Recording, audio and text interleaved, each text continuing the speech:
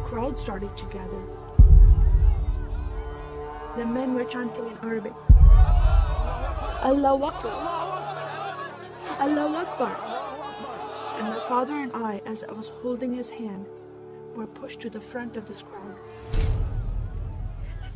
In the center of this crowd was an Arabic woman, dressed just like this, and she was tied up and she was sitting on a box. Next to her was an Arabic man, and he did a traditional Islamic prayer on the floor. And he got up from the floor, and from his side, he pulled out this very long golden sword, and he beheaded the woman. My legs are shaking, and my heart is going fast.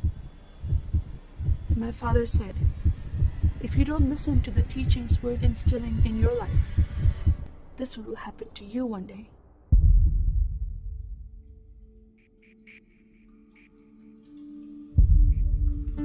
I was born and raised in a small country by the name of Kuwait, a community of 98% Muslim population. 2 of my uncles are imams, and 1 is president of a mosque, where I would hear the call to prayer 5 times a day.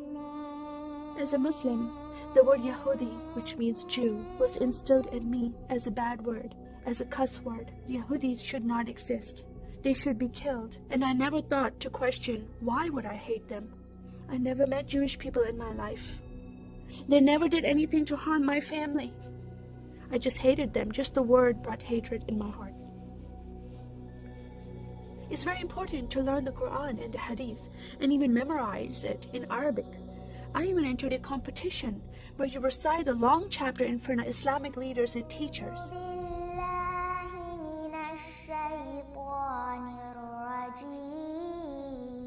And I came 2nd place. I thought I did a good job. But my father said, "No, that's not good enough." Most of my life for me, it was alone, by myself, broken person, in need of love from my family, but I never received it from them. I tried to experience this love from Creator God, from Allah. In my prayer times, I lifted up my hands and I cried out to Allah for help. Please have my father stop beating my mother. Please have my father stop beating me. But no help came. God is not a personable God to Muslims. God doesn't say, "I love you." Saddam Hussein forces came in the middle of the night and invaded the small country of Kuwait. And then they came to my city and they destroyed property and they looted people's home and they stole possessions and they killed the men and they raped the women. Then we were granted asylum status to stay in the US.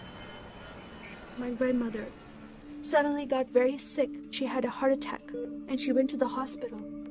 And 2 days later, she passed away. I was devastated because I lost my best friend. And this lady approached me and asked me if I was okay. And I said, "No, Paula, my grandmother died." And I just started to cry again. At that moment, I was hurting so much, only crying helped. And Paula came to me and put her arms around me and she gave me a hug. And then she asked me a question. "Would you like to go to church with me?" When I walked into this church, I experienced love from these people and acceptance from these people like I've never before. Fellowshipping together. They were men and women together. They didn't have to be separate. No one was judging each other. And they knew I was Muslim. They were so friendly to me themselves, accepting of me and loving of me. And that was really surprising to me. And for the first time in my life, I heard a message from the Bible. He started reading the message about Yeshua. When he walked into the synagogue, he was given a scroll from Prophet Isaiah, and he opened the scroll and he started reading that scripture. That the Spirit of the Sovereign Lord is upon me, because he has anointed me to preach the gospel to the poor. He has sent me to heal the broken heart and to proclaim liberty to the captive and freedom of sight to those who are bound, to proclaim the year of the Lord's favor. First time I heard these words of freedom and healing and liberty. I'm desperate to be freed from bondage. I was held captive in Islam and I wanted to be freed from that. I was blinded with so much hatred in my heart. The darkness broke from my eyes. The veil came off my heart. I knew the decision I was making to leave Islam is a big decision. By Sharia law, Islamic law, it is death penalty. But I'm desperate to know a living God. In that day, I gave my life to becoming a follower of Jesus. This is the God of Israel, God of Abraham, Isaac, and Jacob. And the nation of Israel is God's heartbeat. And I said, God, forgive me. I did not know I hated your people. I love the Jewish people because it's their God, their Messiah that I'm following. And He told me to love them. I never knew what happened to the 6 million Jews that died. I never heard that in Kuwait in history. Now that I met Holocaust survivors, I know their story, and I shared my story with them.